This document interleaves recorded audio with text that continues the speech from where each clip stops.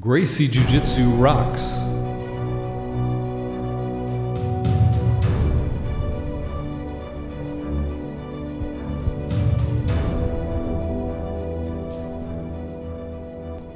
Welcome to the Gracie Jiu Jitsu Rocks podcast, a podcast dedicated to Gracie Jiu Jitsu and all things Gracie, including self-defense, competition, anti-bullying, women's self-defense and empowerment, nutrition, and most especially, the people involved in Gracie Jiu Jitsu.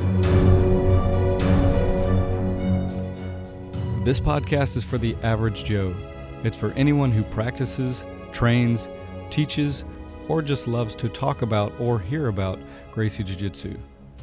We'll explore the lives of Gracie Jiu Jitsu practitioners, how they got involved in the art, and what effect it's had on their lives. So buckle up and enjoy the ride.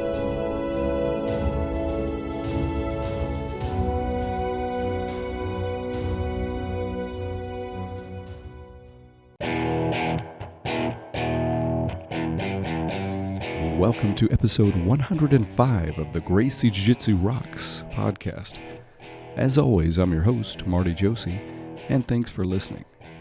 Today my guest will be Sophia Mcdermott, Australia's first female black belt and world BJJ champion in gi and no gi. And we'll get to that in just a moment, but let's start with our quote. All women were created equal, then some learn Brazilian Jiu Jitsu. And that's from Anonymous. I always smile when I see that quote. It's a great one. Okay, I'd like to just quickly remind everybody we are on social media. So if you don't follow us on Facebook, Instagram, Twitter, or YouTube, please go ahead and do so. And go ahead and help us spread the word about the show by sharing our posts and subscribing to the show. All right, on to the interview. Sophia Mcdermott was the first Australian female to receive a black belt in Brazilian Jiu-Jitsu. She's a 4-time state, national, Pan-Pacific, and Pan-American champion, as well as a 2-time no-gi world champion and world champion in Jiu-Jitsu. She's also won the Miss Figure competition several times and is known for her awesome work in the fitness industry. And she is heavily dedicated and involved in the area of empowering women. In this interview, we discuss a variety of things, such as her BJJ career, information about health and fitness, achieving goals, and a lot more. So I know you're going to really enjoy this interview. After the interview, stay tuned for the Make a Difference, Make an Impact segment, as well as for your chance to win her nutrition ebook free as well. So without further ado, let's talk to Sophia.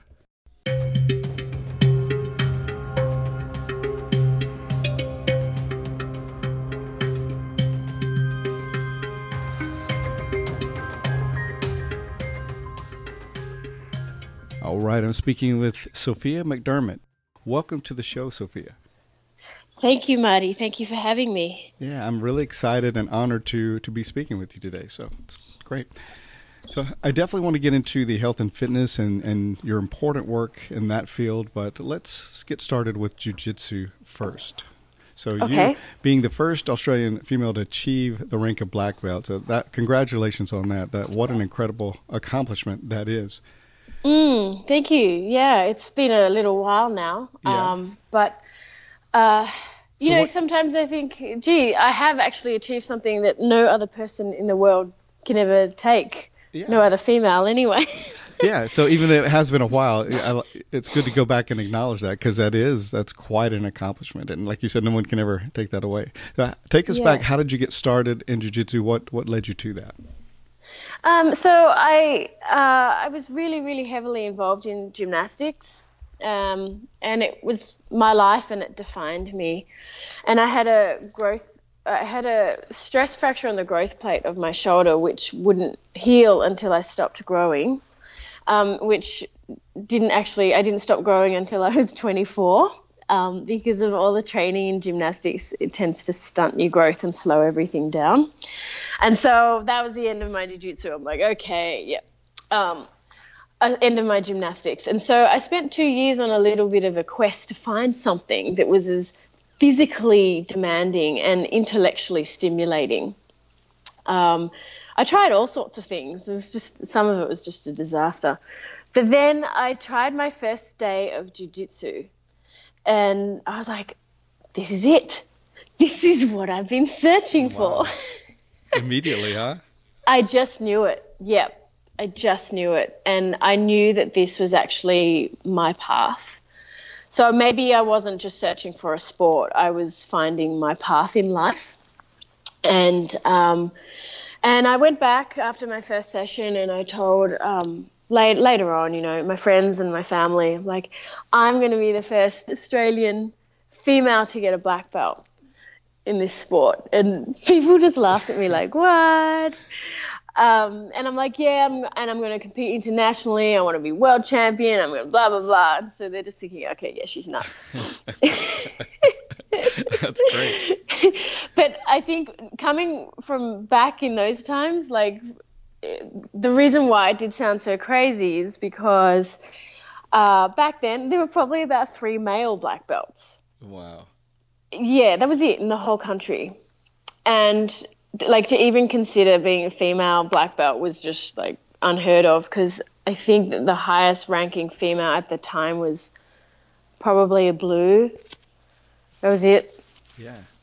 Yeah. I love hearing stories about anyone who instantly takes to something and then just says something crazy like, I'm going, you know, something that sounds like I'm going to the moon, you know, and people are like, what? You couldn't possibly pull this off. And then later on, there you did it, man. You got that, even no matter how crazy it sounded or undoable for some people it sounded, you had that spark in you and that drive and will to keep it going and live out those dreams. Well, I think, you know, I've always been a rogue, and I think now if you see where I'm at in jiu-jitsu, I'm still a rogue. Like, I'm just me. I'm kind of not really affiliated to anything or anyone. I'm just do my thing. And I've always been like that my whole life.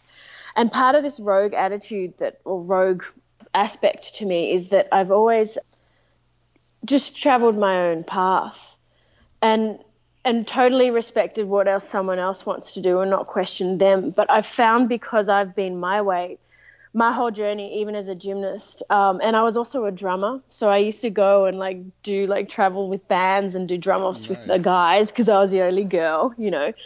And people would always question me, like, why are you doing this? I'm like, why are you even asking me that question? Yeah, why not, right? Right. I'm like, because it brings me joy. It makes me happy. And I remember one lady said to me, why are you training for gymnastics so hard and so much when you'll never make it to the Olympics? Because my sister and I, we started off gymnastics too old, and we weren't accepted into the elite stream. They said that we were too old. So like, cool. So we knew from the get-go that we'd never make it to the Olympics. We weren't in that stream. But that was okay. Like, it doesn't mean that we're not going to train hard and compete and enjoy the sport. And so that from the beginning gave me the mindset of, well, it's about the journey and it's about creating your own path and just doing what makes you happy. And so ever since then, people have always questioned me, but I've just stuck true to myself and my own goals and dreams. And so when I decided on that day that I was going to be Australia's first female black belt, that was unwavering, and I didn't really care what anyone else said or thought. That's very cool. It sounds like from an early age you were, willing to not be conventional and think outside the box and look beyond conventional reasons or payoffs for doing some things and just follow your own path. So very cool. Yeah. Well, and that's why now my business, the patches I have, be the star of your own life. Yeah. Nice. It's really all about that. It's about owning your own journey. Mm-hmm. Yeah. So what was the toughest part of that journey as far as jiu-jitsu? And are there any lessons that you can share that stick out that you learned along the way from when you started all the way to black belt and now? You know what? My journey actually has been incredibly difficult from day one. At the start, when I was like training back in Australia, I did have the support, but then moving forward, it was really done it all on my own. And that's one reason why there's not a whole lot of footage of my fights, because I used to go to tournaments on my own. Wow. You know, I never had a team to support me. Really? Yeah, this is sort of more back in the earlier days, like, you know, blue and purple and a little bit of brown. And it's just like, yep, just do it on my own. So, you know, and I'd go to tournaments and I'd watch the girls having their hair braided and having their whole team and their coach and being warmed up and stretched. And I'm just like, okay. Here I am. So it's been hard from day one for me. And then because being this Australian rogue, you know, and back in the day a little bit more where it was like less global. So it was particular like Brazilian nepotism. I mean, in order to win a tournament, I'd literally have to break the girl's arm. Yeah. So there was all of that too. It was like, oh, who's this gringo? Right. And some of the times were so bad, particularly brown belt actually in my competition, that it was so bad I thought of giving up. Like, what's the use? Like, winning on 15 points advantage is obviously not enough, kind of thing. Right. So, yeah. But you know what? Things are changing. And I think because of other things like ADCC and, you know, EBI and whatever, like it's just becoming global and a lot more American influence and European influence. I mean, there's some competitors from Poland and stuff who are just killing it now, and so all that's shifting, it's changing, which is great. Yeah. The whole landscape has really opened up, hasn't it? With all these different influences and a lot of these different things going on. So it's a good time to be, I guess, involved if you want to be a competitor. So good, yeah. It's really opening up, and I'm looking forward to seeing how this sport is going to progress even more. I was having a discussion with someone talking about sponsorships and wondering if massive companies like, you know, like Pepsi and Nike would actually sponsor jiu-jitsu athletes. I think that is something that we'll see in a few years. Hope so. Yeah. Hope so. Yeah. Go back for a second. Go back. You said when you were, I think, brown belt, you even got to a place where you felt like giving up. So what kept you from giving up? I think my personality. Okay. Giving up is not an option for me. And this is also where I'm at in my point of my career. I would rather die trying than give up. Like with anything I put my mind to. Yeah.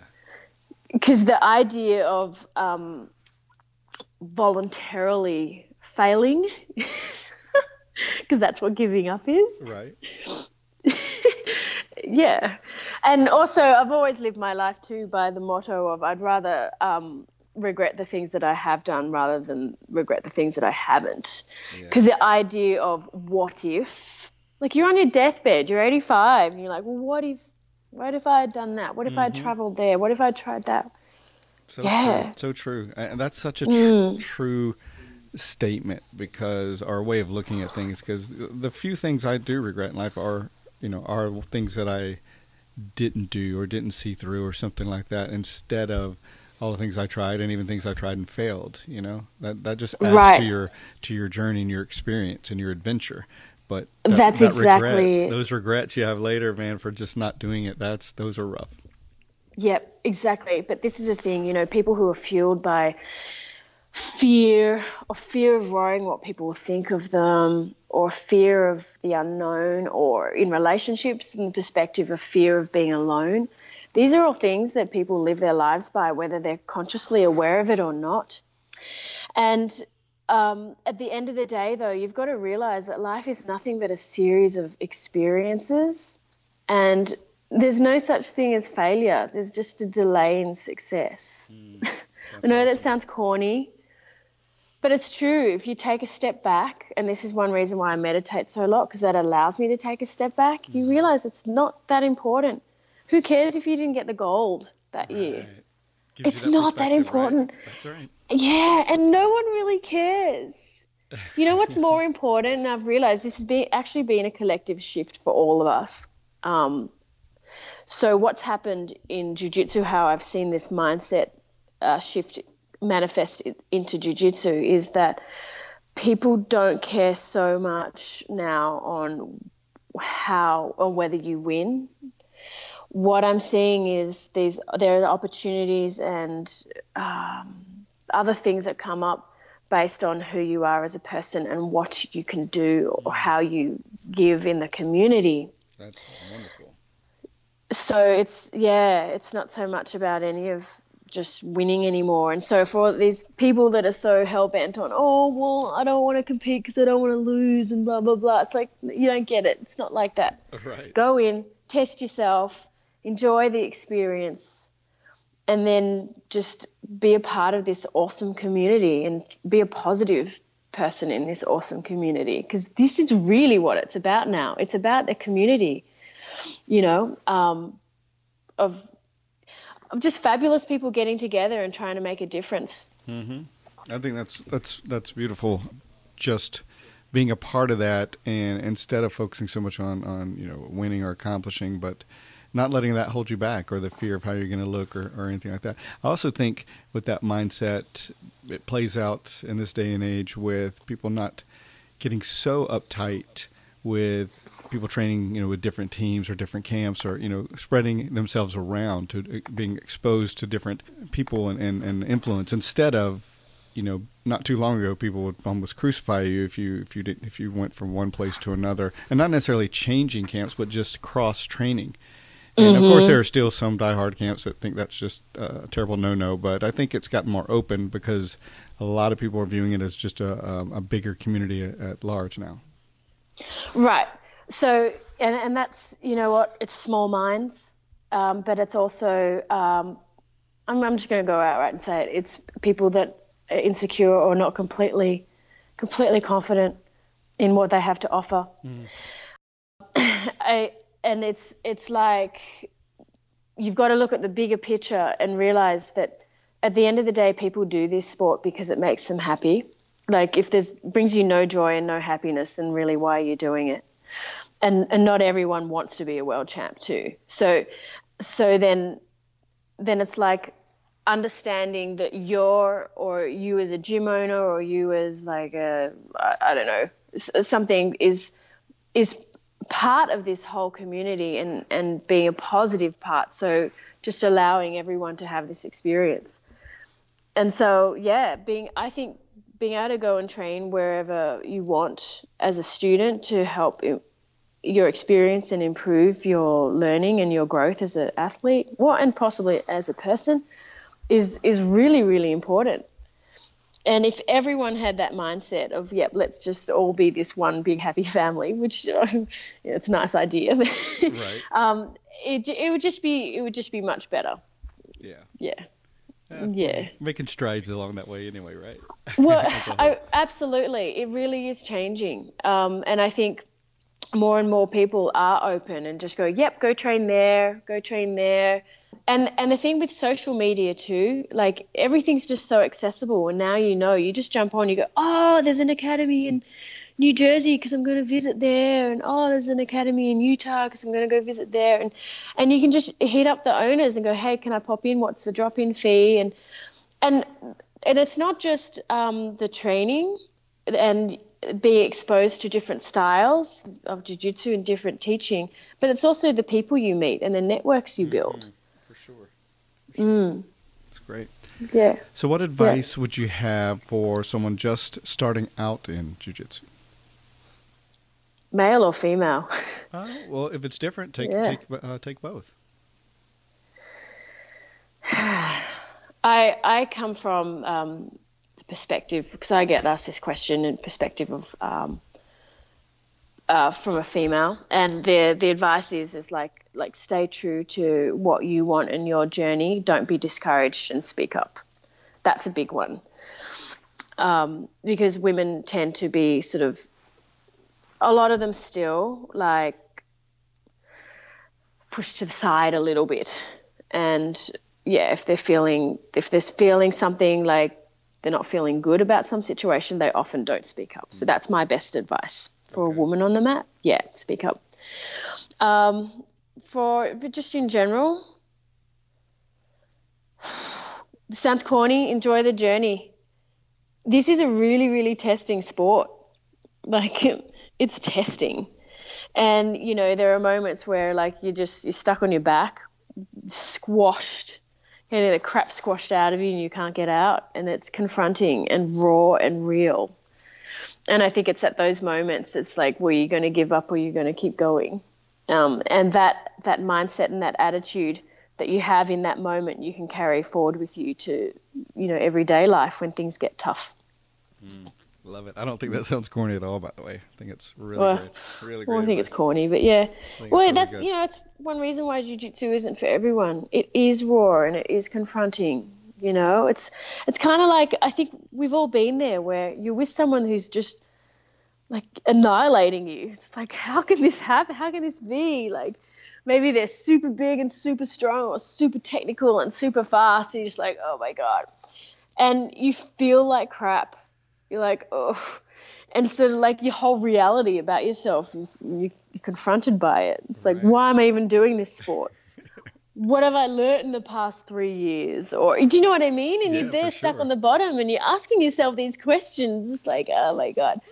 Yeah, it's raw. Oh, I know exactly what you mean. There's times when you're like, man, I'm growing so much in this, but all of a sudden you'll have an experience like, God, I don't know anything. Why am I doing this? Exactly. Oh, and there's been times where I'm like, why am I even a black belt? Oh my God, I should just hang it up. Because like, you know, you have these bad days too for some reason, just nothing's clicking, your timing's off, whatever. Yeah. And then, you know, the hard part is kind of not feeling like the world's coming to an end where you have those really bad days. Yes. It's, you know, important to realize that everything changes. So it's just like, okay, today's a bad day. Acknowledge it. I'm not going to let it ruin my day. Let's brush it off and move on. But then also to enjoy the good days too. So this is something else I've learned. It's like, okay, we do train hard. We train our butts off. We invest a lot into this sport. So enjoy the good days and enjoy the moments where you do win, you know, a competition or whatever. Because there's a little thing in sort of society where I don't know, it's kind of like arrogant if you're celebrating your own achievements. Do you know what I mean? Like, where, you know, some of the guys have won and, you know, they've had a lot of fights to get to that gold and they're super excited and they rip off their gi in the heat of the moment, muscles flexing, perfect picture moment, you know what I mean? Like all these emotions going on in the face and it's great. And then the referee's like, oh, no, you better put your gi on because you're going to be disqualified. Right. And the same thing for wrestling. You know, I think it's for a lot of sports. And I think that moment of complete and utter joy that you've achieved what you've been working for so long, I think that should be celebrated and own it. You should take ownership for that, of how hard you've worked and for winning that. So it goes both ways. No, I agree. It's interesting when someone does do that. In the moment of their glory and maybe does some gesture, and that even if it's not the ref, you might get social media of people attacking them or you get some kind of backlash, you know, or, you know, same thing as a fighter in, say, the UFC. Sometimes they say things right after the fight, you know, in their interviews because they have a ton of emotions. They have, you know, lots of things going on. You kind of need to give them a bye anyway if they ever say anything, you know, crazy, because like I said, right after a fight or after a match, you know, things are going nuts in people's brains and flying high with endorphins. So people need to kind of keep that in perspective too, and let them have their emotions, let them have their moments, and let them have their celebration, like you said, without judging them too harshly. Absolutely. Well, because I'm fascinated about all of this with the male and female brain and all this stuff. Correct me if I'm wrong, because it's been quite a few years since I read a book that was talking about this, but actually talks about how when you're fighting and in the moment, you've actually got increased levels of testosterone, right? Yeah. And so, but that actually sort of slows down or cuts down an aspect of your brain that's involved in speech or like putting forward coherent, thoughtful, words. I don't know. Don't quote me on this, but it was talking about how, you know, you're charged up and you're competing or you're fighting, and so your brain's geared and your hormones are all geared for that, and then you've got to put some eloquent speech together right after.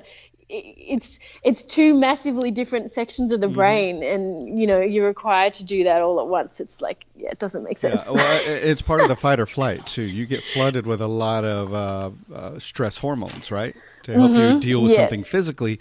But it's an intense situation, you know, a fight, or, you know, in old times, if a tiger's attacking you, whatever it may be, your body gets flooded with all these stress hormones, and it's a good thing it does. It's needed, but at the same time, you go into your kind of, quote, reptilian brain, you know, your amygdala, and you get kind of like can't process things as quickly or as, like you said, eloquently in speech, so it all comes out in certain ways, and we, if we're not thinking about that, like, hey, well, that guy's in a certain state because of what he's just been through, you start thinking, well, what an idiot, or whatever. And it's exactly. Yeah, exactly. Yep. All right, good stuff. All right, so let's change gears for a moment and talk about health and fitness. You've been focusing now for a while on competing in Miss Figure competitions and have done quite well. So I want to hear about those, what led you to that, and then we'll get into kind of your important work you're doing related to that. Yeah. Well, I decided that I had enough of competing in Jiu Jitsu, at least for the moment. Like, that was a journey that ended for me. And also part of that decision was really focusing on my kids. So it's very, very hard to be always available for your children, especially when they're really young, like little. Like the last few tournaments, like I was competing with a toddler and a little baby. Like, that was hard. Like, it almost killed me. And it's not just that. It's like the lack of sleep and like the breastfeeding and it's just constant. You feel like ball and chain. It's like at a milking cow, and it's just like this is just not conducive to like training. Oh my God. So, you know, it was just really, really hard. And I was kind of like, you know what, I'm done. The babies are my focus right now. And so I thought, you know, another thing on my bucket list is doing figure shows. So I'm going to give it a try. But I also wanted to do it to sort of make my mark a little bit more in the fitness industry, because I've always thought that if you're going to talk the talk, you better be able to walk the walk, right? Nothing worse than having a like really out of shape, like overweight personal trainer tell you how to eat. Right. Exactly. So anyway, so it's on my bucket list, and for me, preparing for these shows and competing is a walk in a park, honestly, compared to jiu-jitsu. It's because it's I don't know, it's hard. I'm not going to say it's easy. It's hard, actually, but it was easy for me with what I had going on in my life, let's put it that way. And so, yeah, I've done a few competitions and then was ready to go for the USA Nationals this year, and I didn't compete in them because my citizenship took longer to come through than anticipated, and so I missed out on the window, the cutoff. So I had my plan, and it would have been great. It was that done a few competitions, worked my way up to get to national level. Once I'm at national level, compete in that, and then get my pro card. And then when you get your pro card, you can do the Olympia. So all I needed was to just do these nationals and get my pro card, and that was it. But I couldn't because my citizenship to be like an American citizen didn't come through in time for the competition. So now I need to go back and requalify and do all of that again. Wow. I'm like, right now I don't know if I want to. So I'm on a little bit of a standstill with that right now. Like, I am an American citizen and everything, which it's all wonderful. But I think next year I'll think about what I want to do in regards to getting my pro card, because the Olympia is something that is on my bucket list, actually. And I really think with the years of training as a gymnast and jiu-jitsu that my muscles could get me to a place on stage there. But right now it's just like a personal choice because I've got so many other things going on. Yeah. So, Sophia, for those not knowledgeable about figure or physique competitions, and you mentioned the Olympia, what's the difference between just bodybuilding and fitness or figure competitions? So it's like categories based on the level of leanness, like how low your body fat is, and how much muscle you have. So for men, there's I'm not as familiar with the men categories, but it works the same way. Like if you're not as muscular, you're not as shredded, you go to certain categories. And one of them is physique. And so the physique guys wear like board shorts, which is just kind of weird actually. So you don't actually see any of their like quads and their hamstrings. Right. I don't get it. But and then there's the bodybuilding. And so you see on stage where they're wearing the tiny little thong things and their muscles and shredded and striations, that's that bodybuilding category. So that's the most extreme, requires the most work and dedication and years to get there, because gaining that size and also having the muscle maturity where you see the striations, right. you know what I mean by that? Of course. Like little fibers in the muscles. That's something that actually takes years to get. It's muscle maturity, and that's why you don't see many 20-year-olds up on stage. They're more like 35. There's nothing that can sort of accelerate that. And it's the same, obviously, for women. So women, you have the bikini category, which is the most popular because most women don't have loads of muscle mass and striations. You know, it takes a while to get all that. And then the next category up is the figure, and that's what I do. And then the next category up is physique, and that's verging on bodybuilding, and then bodybuilding. But for women, there's very, very few actual bodybuilders. Like the category is very small. It's extreme. Well, I remember back in the day, it was all bodybuilding, the Olympia, for the male and female. It was just mammoth muscle. Although I don't know if you remember Rachel McLeish and Corey Everson for females. They weren't massively muscled like, now, but it was just kind of bodybuilding. And then later on you had a lot of these categories. And I think a lot more people got into more of a relatable physique level. So you don't have just the massive muscles, but you definitely have, a fitness model type look and definitely have a really great look and body. Yeah. And, the thing is, like, bodybuilding is extreme.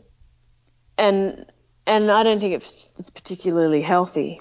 So having these other categories is more achievable for most. And it's also healthier. Yeah. So for me, like with all my training, I literally, like, I actually was told by quite a few people that I could have done the physique, which is the one below the bodybuilding one. I'm like, oh, God. I didn't want to do that because I personally don't like the look so much. I still like just a little bit of softness and femininity. So figure was the one for me. Well, look, I don't know. People might misconstrue what I'm saying. They might say the physique category is not feminine. So I'm sorry if I'm offending anyone. But feminine, girly, I should say, because you wear the high heels and, whatever. So, but my muscles from all my years of training, I could do physique. I have, like, just sitting here today, like, I have striations in my delts when I kind of flex that you can see through my white sweater. No joke. That's cool. And you can see the six pack just standing there in my white sweater. And the lines through my legs. Yeah. So nice.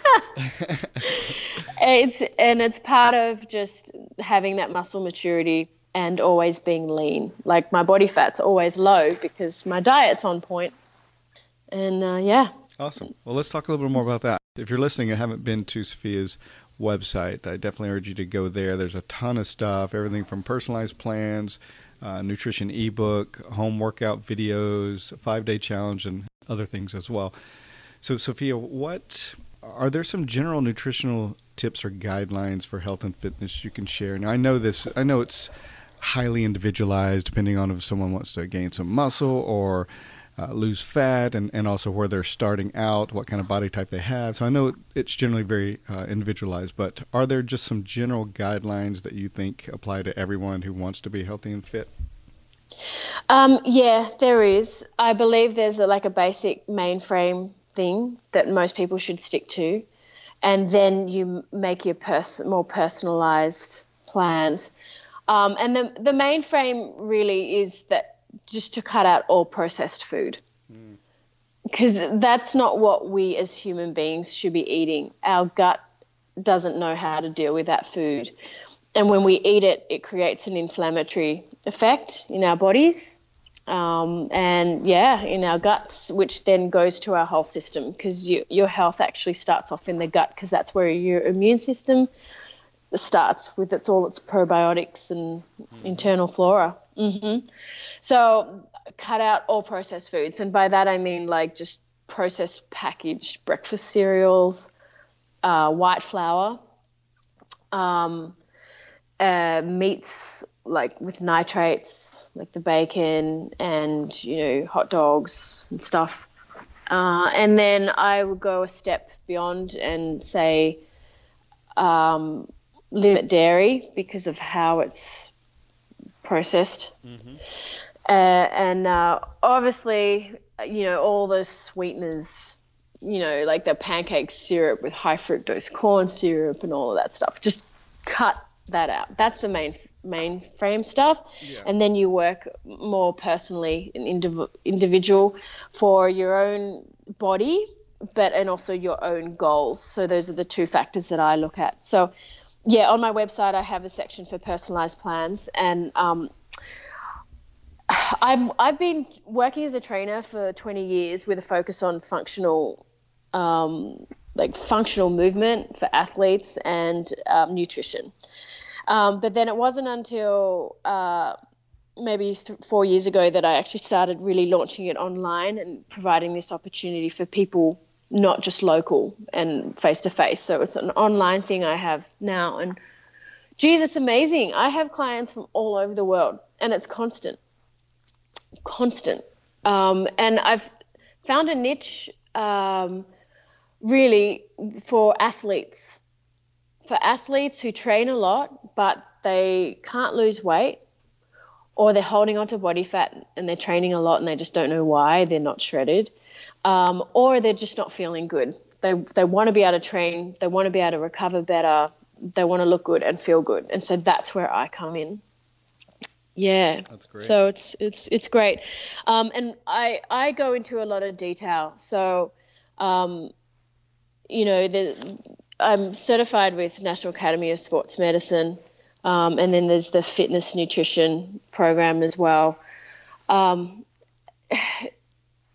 go into a lot more detail than any of that stuff that, you cover as a trainer. I really look into how foods affect the body on a much, much deeper level. And part of it, my reason for going all the way there and seeing how it affects your gut and your immune system and your health, is because I was a chronic asthmatic in and out of hospital as a child. Yeah, very, very sick. My mum used to tell me stories of how she'd be driving me to the hospital thinking, this is it. Wow. Like, I'm gonna die. I'm like, Mum, don't tell me that. Anyway. So yeah, it was bad. I developed asthma at a young age as a baby, and I was just sick. I still have memories of just being in hospital and fed drips of cortisone and all sorts of stuff they were giving me. And I have scars in my arm from just having enough and ripping out the drips. Wow. And, I used to wake up from attacks, looking over to see who was in my dorm and who was next to me in the bed next to me. And it was always hardcore leukemia patients, and it was full on. So not a lot of people know that, where I came from. Yeah, that was rough. I was this really sick runt. I had muscles, but I was tiny. I mean, tiny, really underweight. And I remember at school, like in grade 3, so I was probably like 8 or something. And because I was just this strong but sick runt, if that makes sense. Like little muscles, but just sick and runty.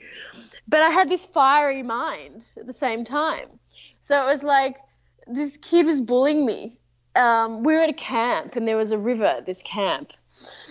And this kid was bullying me and saying stuff like how I was sick and I couldn't do this and I couldn't run because I'd have an asthma attack. And I was just so pissed off by this kid. I just like picked up this kid, like literally like a double leg, but I didn't know how to double leg back then. Right. And I threw her into the river. Like I threw her in there. Funny. Just picked her up and threw her in. You just I'm done. Hulked out, man. Yeah, totally. And I just realized, I'm like, hey, I am actually freakishly strong. Like, yeah.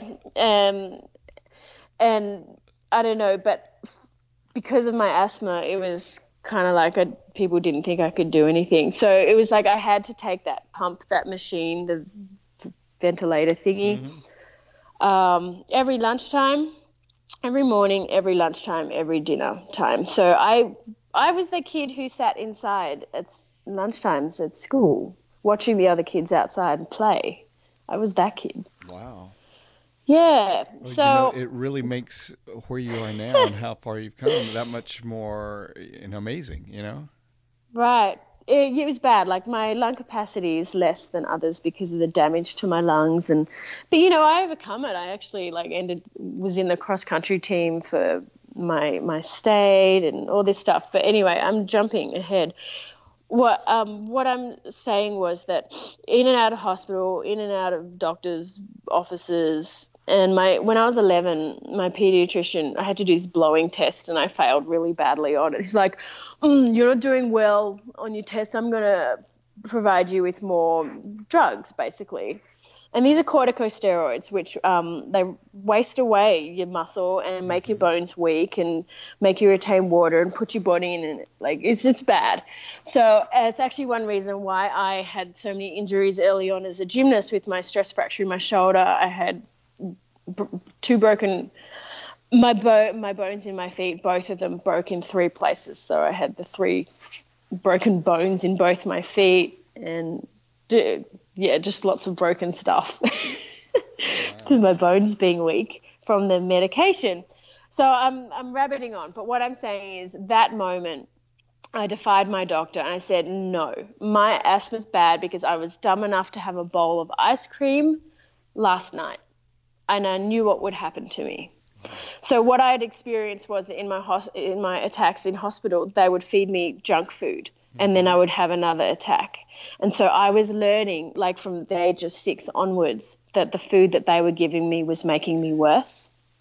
So I used to start requesting other foods. And then as time went on, I realized the very, very strong connection between food and my health. So when I was 11, I defied the doctor. I said, no, this is why I'm sick. And then I turned around and I said to my mum, take me to a naturopath. We're never going back here. Wow, that is amazing that you started to have that self-awareness and that made that connection to foods and your health that early. That's awesome. Well, like I said, from the beginning, and I mean from the beginning, I have memories of being 2-year-old. I was questioning everything. Like I'd just be thinking things like, why? It's just been weird. Like I'm just a bit of a rogue. So I'd never take anything for face value. And so I went to a naturopath and this guy changed my life and he cut out all these foods which triggered an inflammatory response which for my lungs and literally transformed me. And it was then that everything sort of fell together and my sister and I started to really get involved in gymnastics and the rest is history. Wow. After that I never needed any asthma medication. Never another trip back in hospital. I mean, nothing. And I just got really, really strong. And like the first year of gymnastics, my sister and I, because I have an identical twin sister, for anyone listening, we put on 12 kilos of muscle in the first year of gymnastics. Oh my gosh. That's like 25 pounds. That's crazy. So when I'm saying we were sick and runty, literal transformation. Yeah, seriously. Wow, what an exciting, interesting story about somebody that little and in different way, little on a lot of fronts, and having that awareness and man, just changing it that quickly. Yeah. Crazy. Yeah. So, and that's why I have the view I have on food and nutrition. And that's why there's a lot of clients who come to me that actually have issues, and I help them. And I ask them questions that their doctors never ask them. But there's a lot of people that come to me with like GI issues, like gut issues, and just health issues, a lot of reproductive issues. I'm serious. I think that things like polycystic ovaries is really, really strongly linked to diet and stress and overeating and undereating. I've seen too much of it. Yes. And so I couldn't agree more. There's so many things, and I've been in conventional medicine field. I've also been in holistic health for many, many years and integrated wellness.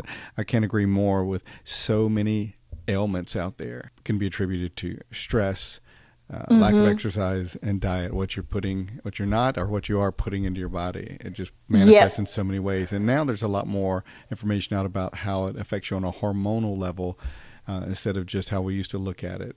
I remember back and when that's everybody exactly how I work. Yep. Back when the food pyramid and everybody was saying you have to eat every 2 hours and you have to have a lot of complex carbs and grains and all these different things. And even when I studied fitness back then, that's what was being pushed. So many different theories now, and I think it's such a better place now.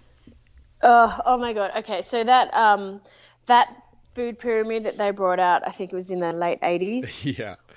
Where it was like all your cereals and your grains, and just that was like the worst thing that they could have ever done for just general health and well-being of people, or Americans.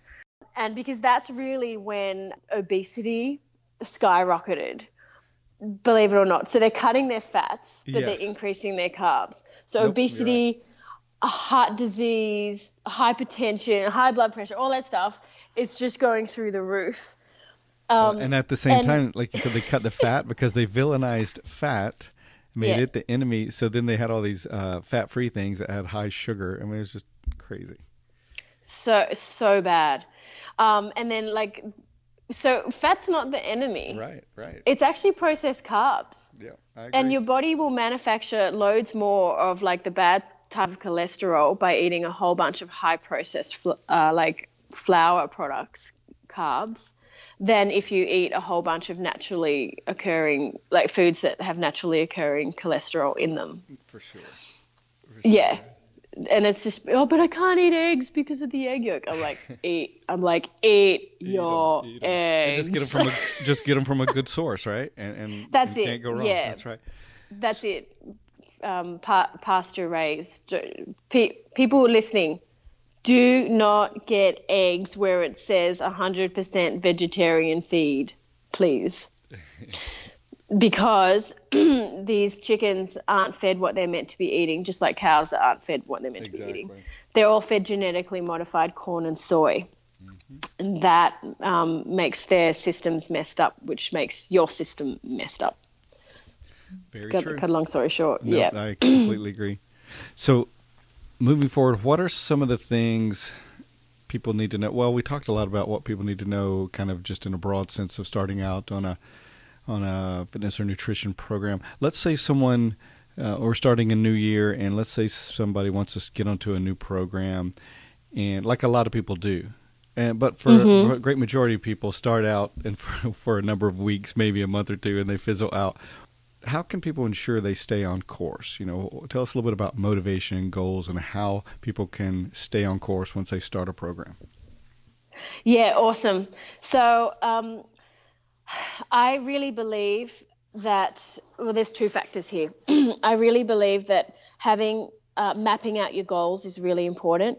So people might say, okay, I want to lose 20 pounds. I want to lose 20 pounds. Okay, cool. How are you going to do it? And when are you going to do it by, type thing. And so you've got to set these goals and have kind of like what you think might be a completion date.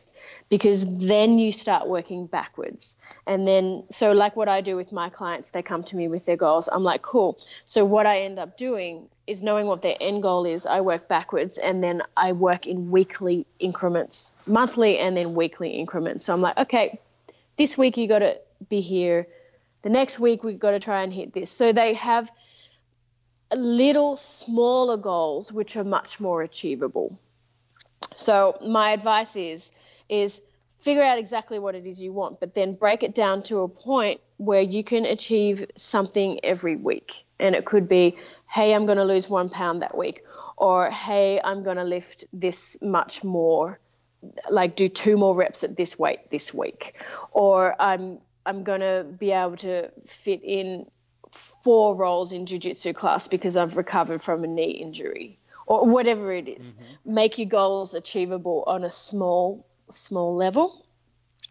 That's one thing. And the other thing is, it's called the compound effect.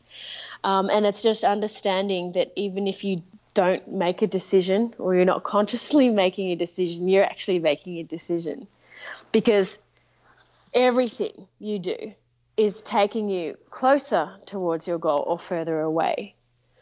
And so if you're making conscious decisions constantly to get you closer to your goal, then over time, day by day, that compounds, and then, compound effect, and then you're where you want to be. And so I think one of the reasons, these are the 2 reasons why people, they have these wonderful goals and ambitions and then they stop. And it's because, 1, they're overwhelmed. They haven't broken it down into something that's achievable on a weekly basis.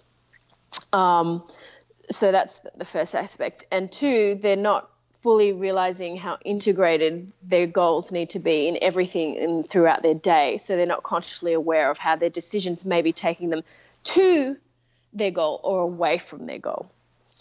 There we go. Excellent. Those are very Sorry. good. No, don't be sorry. Right. Those are really great. I know. Because that's huge. No, I love it. And people need this, because a lot of people have great intentions and they start out and they want to make a change.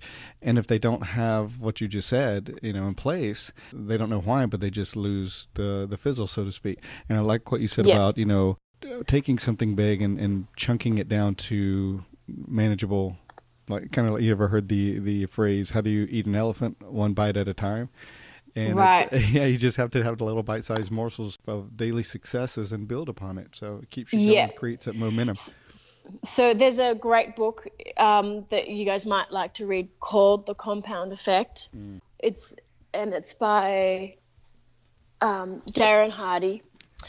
But I've also written a few articles on this. So I write for health and fitness magazines and also sports science journals. And it's not just about nutrition or working out. It's about other things, like I talk about the compound effect in one of my articles. So in Whole Life Challenge, you can look that up. It's about setting these goals.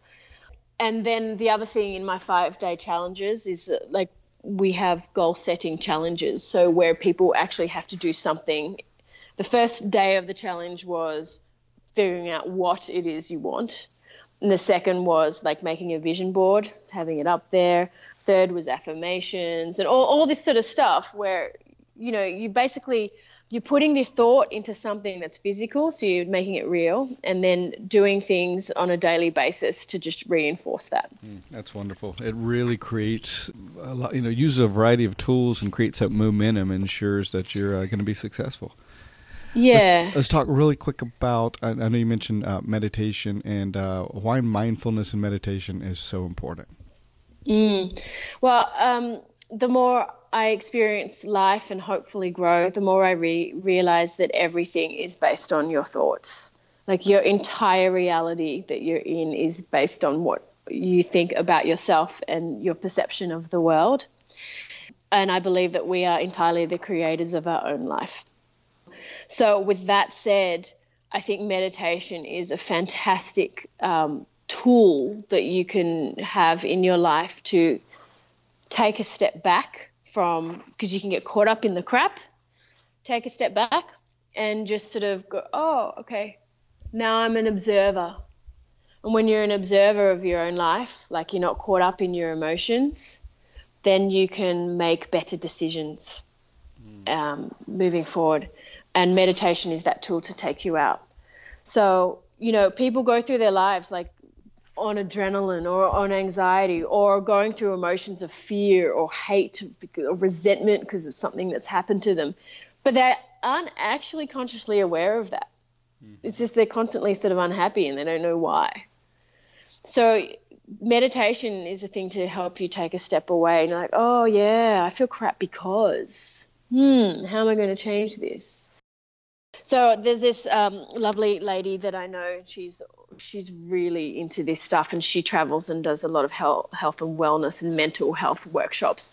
And she said to me, she goes, all right, you use the bathroom every day? I'm like, well, yeah. She goes, meditation is exactly the same. She goes, you need to go and basically clear the mental crap every day. Because if you don't, it's just going to clog up and clog up and clog up. So it's as important. I'm like, wow. Love it. So, Love it. Yeah, it's just clearing the crap. And, you know, you get caught up in stuff. It's not so important, but then it makes you miserable. And then you might be mean or rude to someone because you're miserable, but you didn't mean it. Do you know what I mean? Like, I do. And then that just creates this butterfly effect and all this stuff goes on. It's like, yeah, like you just... everything affects everything, but you might not be aware of it. It's like, just clear it. Clear it. It's not important. Reset. Just be happy. Reset. That's it. So you might have 100 little things that taken one by one don't mean that much, or you don't feel the effect, but now you're carrying all this stuff and you're not even aware of it, right? Until you kind of unplug, reset, and then come back and you're like, wow, I had all that going on and now I feel so much better and lighter. Yeah. Totally. And I love the way you've just said that, like better and lighter, because I'm a big, big believer that your clogged up emotions and negative emotions and stuff you're holding on to and you haven't released or processed or whatever, I strongly believe that gets manifested in a physical way.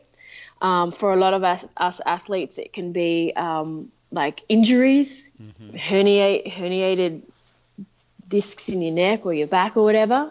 Yes. Okay. Or illnesses for other people. Like, dare I say it, I really think that stored up negative emotion can manifest things like cancer. Well, I used to be a huge fan of Dr. Bernie Siegel, who wrote several books like Love Medicine, Miracles, way back in the 80s. He's one of the forerunners of like mind-body medicine, and he was a cancer physician and traditionally trained cancer physician, chief of staff at New England Memorial. But he wrote these books on, you know, just for an example, how your emotions play out into your body. Like, for example, someone who he had one example, somebody's being an attorney because that's what he was supposed to be, and his parents wanted him to be an attorney, and they come from a long line of attorneys. And nothing wrong with being an attorney, but if that's not your passion and what you feel is your calling, you know, after this person got what perceived as a death sentence of cancer, they started looking at their life and saying, you know what, with the little time I have left, I'm not going to live off that script, somebody else's script. So the guy went to be a gardener because that's where his passion was. And that had a profound effect on his healing of cancer. So he has tons of examples like this where that all plays out and manifests in your body, you know, all the negative emotional things. So I totally believe that for sure. Yep. Oh, that's so awesome. Well, you and I are on the same page, and I hope others listening just understand the importance of this. Yeah.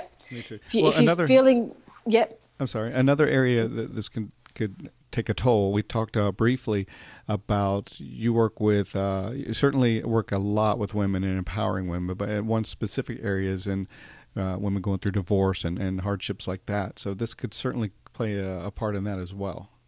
Yeah, well, I'm divorced. Been divorced for 3 or 4 years now. So, and my life is really, really different. There's a few things that you can go through life that is really hard, and divorce is definitely one of them. And so I've been asked to write a few articles about that topic because learning how to cope with any type of trauma or grief or whatever is super important. just generally, And so in some of my articles, I like give a step-by-step guide of just methods where you can deal with it. And the main thing, the main theme through all of this though is putting yourself in the present moment. So, because, any type of anxiety or, I don't know, it's all caused by not being in the present moment. You're in the future. Anxiety is because you're in the future. You're worried about what if. Mm-hmm. And then, a lot of sadness or anger or that sort of stuff is because you're stuck in the past. This happened to me and you're stuck in the past. Right. And I've moved on from my situation, so I'm talking about things generally. But, yeah, just when you're dealing with stuff that's hard, just stay in the present moment because that's all we've got. Yeah. Very true. Very true. Yeah. So we talked a little bit also before this interview, and you were talking about the interesting phenomenon of male-female, relationships, and when you have, I guess for lack of better words, is power struggles, and you could see it in jiu-jitsu, but also in work and that kind of thing. So just touch on that if you would. Mm-hmm. So this is kind of like my passion. My mission on this earth is for female empowerment, is to lift the vibration of femininity and try to help even things between masculine and feminine energy. So just for the record, we've been living in a patriarchal society, and now feminine energy is finding its way back up, but it's still too masculine. So the only way for complete harmony for anything is to have even masculine and feminine energy. I'm talking on really holistic level here. But understanding all this, jiu-jitsu has been my vehicle to sort of do my little bit, my work. And the reason why I'm so passionate about it is because in jiu-jitsu, it is a male-dominated field. It's a man's world. Jiu-jitsu is still such a man's world. So, most gyms, they'll have 30 guys to 3 women, you know what I mean? And then the women can sort of be cast aside a little bit or considered a cool-down role, whatever. It's just hard. So one of my things is really focusing on building this community for women where we feel like we're part of something. So one of the difficult aspects has been for women in jiu-jitsu is we've been kind of isolated because there's not enough of us, and trying to do it in a man's world, make our way up the journey in a man's environment. Whereas women thrive in the collective. So if you look at ancient tribes and whatever, women were always together and they were kind of raising their young and their offspring kind of it was all a collective thing. That's how women thrive. Whereas men thrive in a more linear hierarchy. And you look at jiu-jitsu where you lined up, you got the black belt, and then it all goes down to the white belt. It's from best to worst, or do you know what I'm saying? I'm using worst because I'm pointing it out because it's a slap in the face. But so women are circular. There's no start, there's no end. Men are linear. That's just how we operate. It's how our brains are wired. And so it's been hard for women in this linear hierarchy to achieve, because that's not how we are programmed to operate. So yeah, it's super interesting. It's super interesting. I find that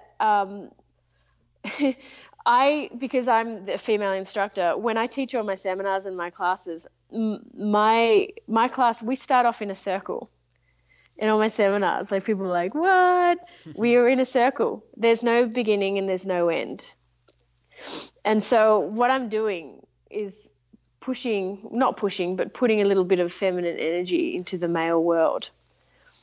So there's no right or there's no wrong. There just needs to be a balance. Does that make sense? Absolutely. I'm kind of bouncing around and I'm deviating, but no, I get what you mean, because when you say males are more linear and females are more circular, it's we're more hardwired to go conquer. Even if we want to go shopping, we want to go get what it is as quick as possible and get out of there. And you guys are more, in general, these are of course generalities, are more into the process of things. Yes. Yes. Yes. So that's exactly it. And it's because I talked about like tribal times or whatever. The women are all together collectively. They're going collecting berries and looking after the babies or whatever. Right. And the men are out hunting, but they're also fighting amongst themselves to figure out who's the most alpha so they can get the most mates, pretty much. Like we're going basic here. Yeah. Now, so when you take that, which is primal and in our biology, and you bring that to the workforce or you bring it to jiu-jitsu, then you see how it all manifests. It's like, yes, there's the alpha and then there's everyone else in a line. And it works for men because that's how men operate. But the hard part for women is that they've had to fit in with this way of life or way of sport, and it doesn't actually work for them because they're not linear, they're collective.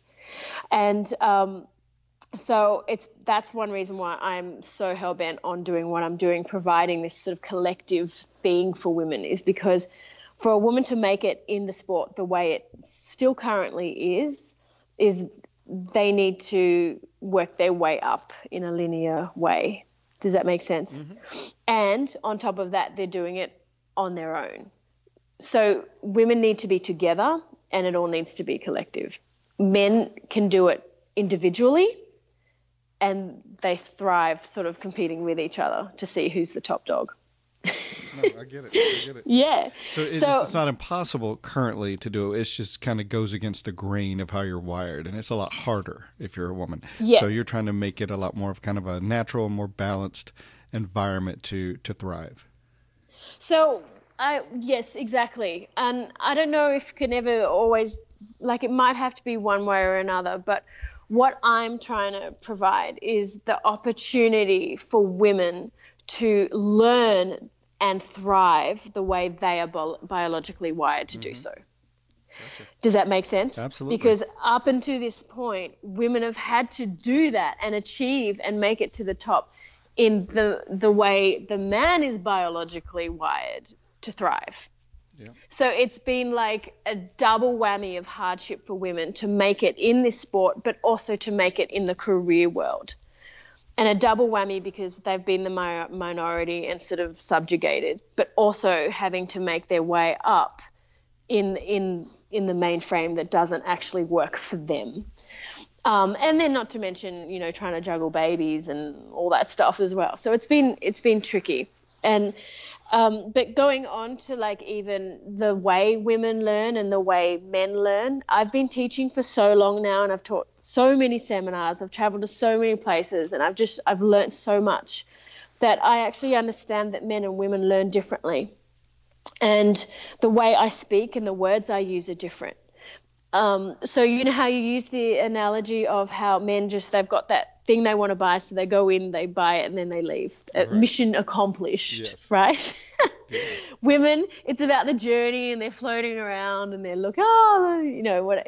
For men, that might be and I'm generalizing here because you can have, of course. It's not just about men and women. We've all got masculine and feminine traits in all of us. Right. But so what I use when I'm teaching women particularly is that I use a lot of analogies. So women have like more crossovers in their brains, like the more connections in their brains, whereas men's brains are more compartmentalized. So with women, I use analogies a lot more.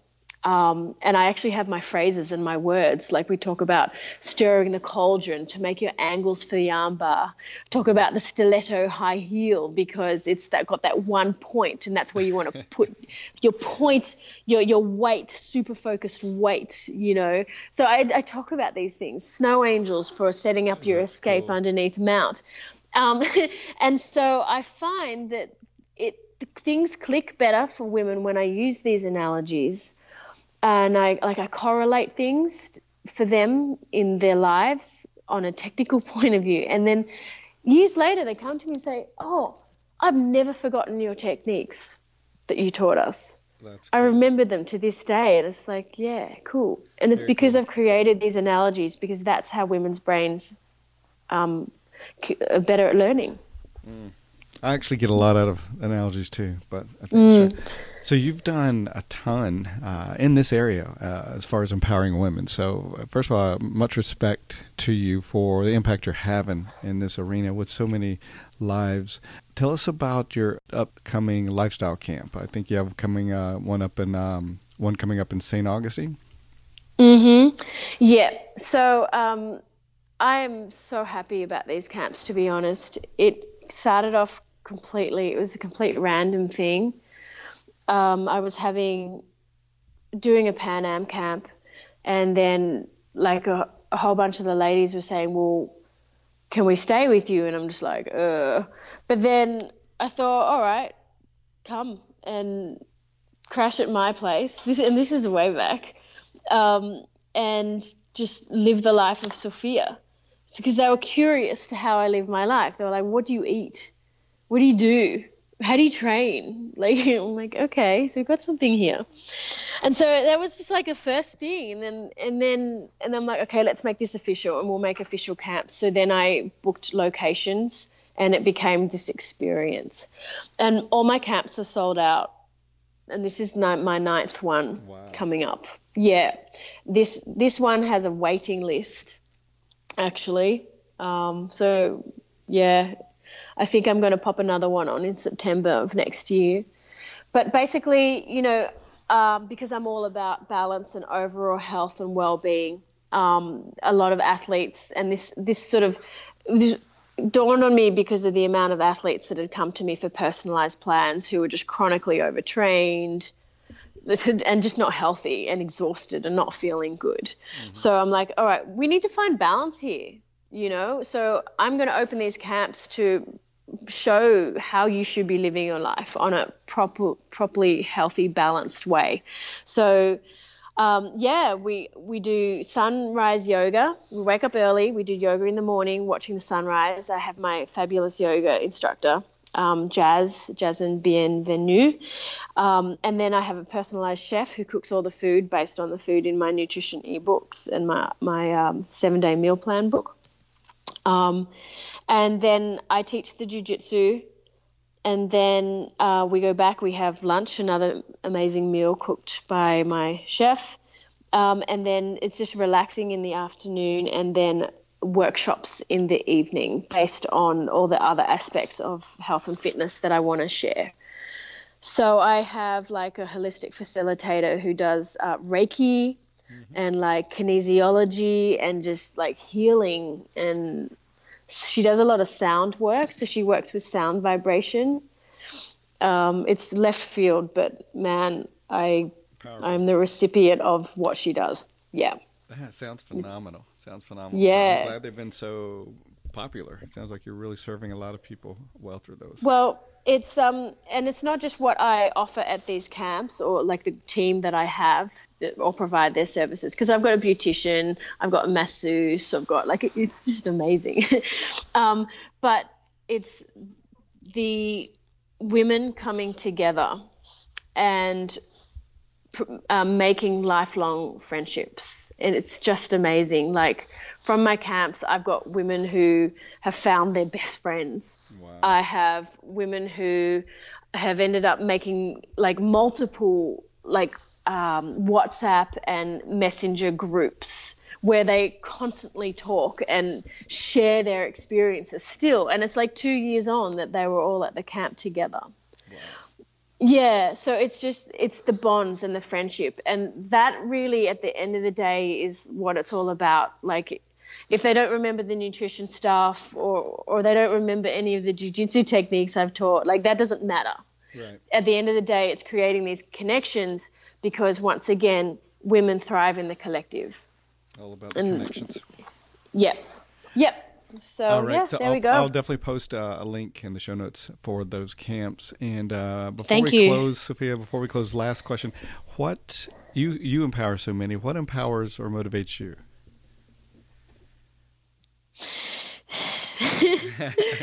See, if I tell you the truth, it just sounds really arrogant.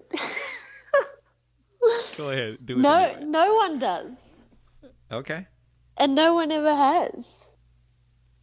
Well, if it's not somebody, is it something or a feeling or what you can give or whatever it may be? Yeah, like I really respect things that people have achieved and everything, but I've never really looked at someone and gone, I want to be like them or do what they've done. So I don't know. For me, it's just this driving force that I have within myself that it's like, if I don't achieve it, that's okay, but I will die trying. Good Yeah. enough. Good enough for Yeah. sure. I don't know. Yeah, it's just, I don't know. I'm a bit weird that way. No, you know what? It all just comes from within and from myself. Well, I That's admire it. all I can say. I think it's you're a unique and rare individual that not only is motivated internally to that degree, but you have the courage and the clarity to not only recognize that, but to honor it and go with it. You're brave enough to just go with it and let it fuel you and follow through. So I admire that. Thank you. Well, I think, I'm just doing what feels true to me, and that's why I really am this rogue in the field. And just doing my thing, and the response is great. Like, women are really responding to what I'm doing. But the other thing, I've got massive dreams. Like, I mean massive dreams. And I really feel like I am going to achieve them. As in, my dreams are kind of to have like my health and wellness programs worldwide. I actually want to have health and wellness centers. Like, it's a one-stop shop. You go in, you can have your jiu-jitsu session, you can have a massage, you can do yoga, you can go to Sophia's Health Cafe, whatever. I don't know. Sounds incredible, and no one listening should ever doubt you, for sure. Right? Look, I've had some roadblocks, which has slowed me down a little bit over the past few years, but I've got this vision. It's on my vision board. I look at it every day. And mind you, okay, so there's my like health retreat centers, but then there's also my white Maserati. Just to balance it all out. And my beachfront mansion. Right. But this is the thing, why not? Exactly. Why not? So that's kind of where I'm at. Yeah. That's wonderful. Wonderful. Listen, I have so much enjoyed conversing with you. You're so easy to talk to, and you're an inspiration, and you motivate me for sure. So thank you so much for taking the time and letting us get to know you better. You're true inspiration. You're awesome. Thank you, Marty. I really appreciate it. And I just want to give a shout out to Fuji Sports, my sponsors. They're just totally awesome, and they look after me. And yep. Also, I am really blessed because I've got Juice Plus for supplements, and then Jiu-Jitsu Cowgirl, and then Black Belt CBD. So there's just a lot of companies that believe in what I do, and I believe in what they do, and I really appreciate their support. And I appreciate Jiu-Jitsu community's support too. So thank you, everybody. Awesome. And people can find out more about those sponsors on your website. Absolutely. All right. Yeah. All right, Sophia, thank you so much, and keep doing what you're doing. Thank you so much, Marty. I really appreciate you. All right. Okay. All right. Bye-bye. Take care. Bye. Okay, really enjoyed speaking with Sophia. What an interesting and insightful person she is, for sure. Okay, let's go ahead and give away Sophia's nutrition ebook. So the trivia question, not necessarily trivia question per se, but the question I'm going to ask to give away the book is, what does Sophia say will happen if you have a lot of clogged up negative emotions that aren't released? What does Sophia say can happen if you have a lot of clogged up negative emotions that aren't released? So if you know this answer, go ahead and email me at graciejujitsurocks@gmail.com. Again, graciejujitsurocks@gmail.com. And if you're the first one to give that answer, you will win Sophia's nutrition ebook. Okay, if you haven't checked out the Breathing for BJJ website, now would be a great time to do that. The website is www.breathingforbjj.com. And the Breathing for BJJ program is available, and the pre-sale is almost over. So if you want to get in on that and the special associated with that, please do so within the week. If you're not familiar with the Breathing for BJJ program, it's a program I've developed over the last year and a half, and it's a program that takes a biomechanical approach to improving your breathing, specifically for Jiu Jitsu. It teaches you how to specifically use and develop and strengthen the muscles involved in breathing, thereby making your breathing more efficient and increasing your functional capacity to breathe. It also teaches you how to regulate your breathing, which will translate to better performance and a lot more joy on the mat. So check that out today. All right, stay tuned now for the Make a Difference, Make an Impact segment.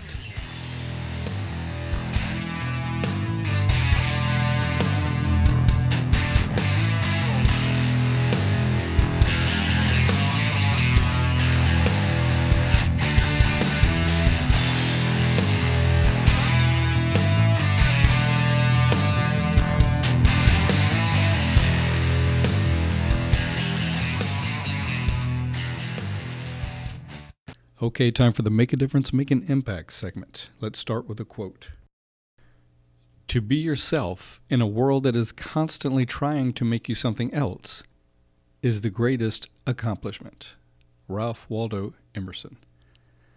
All right, for today's Make a Difference, Make an Impact segment, I'd like to play the audio portion of a video called I Am Me.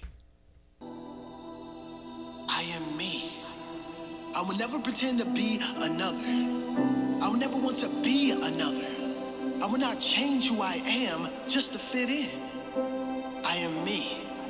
I am not perfect, but I'm working on myself, working to become the best version of myself. I am working on myself to continue to expand my own self through my own work, in my own way. I am me. Not the me you think I am. Not the me you want me to be, but just me, the one I want to be. I am me. I make my own decisions. I don't follow. I walk my own path. It's not always easy, but I'd rather walk alone than walk with others in the wrong direction. I am me. I am strong. I have a big heart. I speak my truth. I don't back down. I am me. I don't settle. I go after what I want. I won't apologize for being me. I am me. I accept you. I accept everyone as they are, as they want to be. That's me.